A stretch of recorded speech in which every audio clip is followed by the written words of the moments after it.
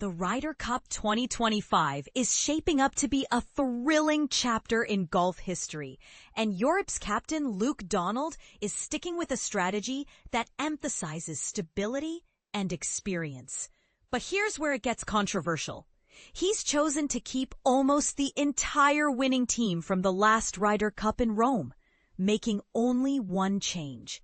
This decision raises an interesting question. Does continuity trump fresh talent when defending such a prestigious title?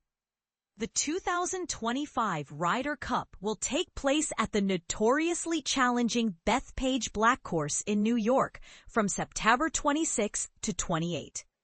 Known for its tough conditions, Bethpage Black has earned the nickname the Bear Pit, and Donald is preparing his team for the intense atmosphere they will face on American soil. Luke Donald, who is Europe's first captain to lead the team twice since Bernard Gallagher in 1995, has opted to select 11 of the 12 players who secured victory in Rome 2 years ago. This approach makes perfect sense if you consider the value of experience in high-pressure situations like the Ryder Cup. All 6 of his wildcard picks, Shane Lowry, Sepp Straka, Jon Rahm, Ludvig Aberg, Viktor Hovland, and Matt Fitzpatrick, were part of that triumphant squad at Marco Simone.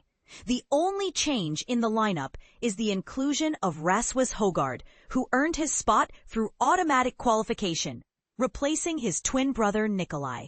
This is unprecedented in Ryder Cup history, as there has never been such minimal rotation between teams from one event to the next.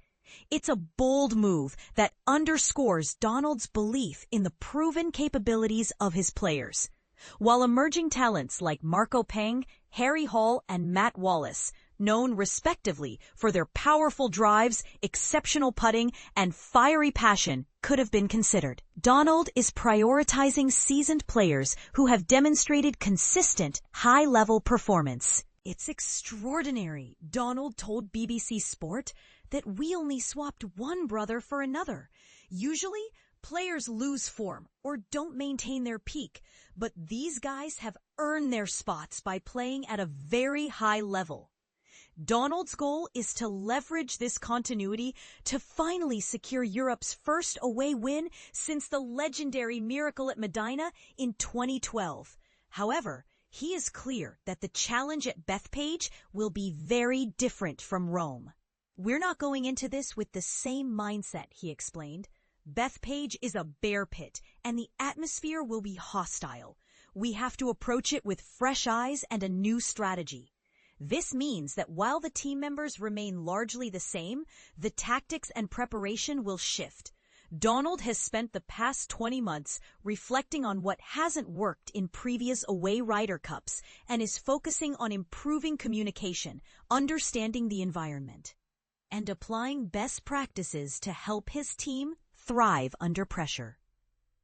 "My aim as captain is to create unforgettable memories for these players," he said. "We achieved that in Rome, and now we want to do it again in New York, making this week one they'll always remember. We did well in Rome, but this is a big task to top that." When asked about his thoughts on the American captain Keegan Bradley's decision not to name himself as a playing captain, Donald remained diplomatic but insightful. "I focus on what I can control," he said. "Keegan is one of their best players, and if he chose to play, he would be strong. Balancing playing and captaincy is tough, but they seem prepared with multiple plans. I know Keegan well. He's a good friend and will bring passion and energy to his team." Now, the countdown begins with a 4-week build-up where both teams will gain valuable competitive experience. European stars Rory McIlroy, Shane Lowry, and Tyrrell Hatton are competing in the Irish Open this week, followed by the BMW PGA Championship at Wentworth, where most of the European team will gather. Meanwhile, many of Bradley's players will be on the PGA Tour at the Pro-Core Championship in Napa, California. As the anticipation builds, neither side is eager to be labeled the favorite for the showdown at Bethpage. Donald has already set the tone.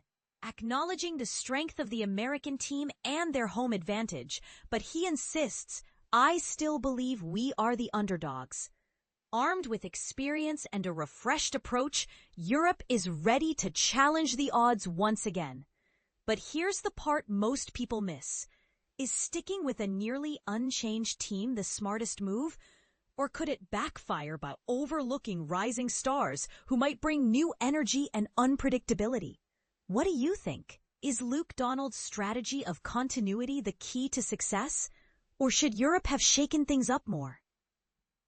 Share your thoughts and join the conversation. For a deeper dive into the European team's prospects, listen to the Ryder Cup special on BBC Sounds featuring Ian Carter, Ollie Wilson, and Trish Johnson, analyzing the squad and their chances.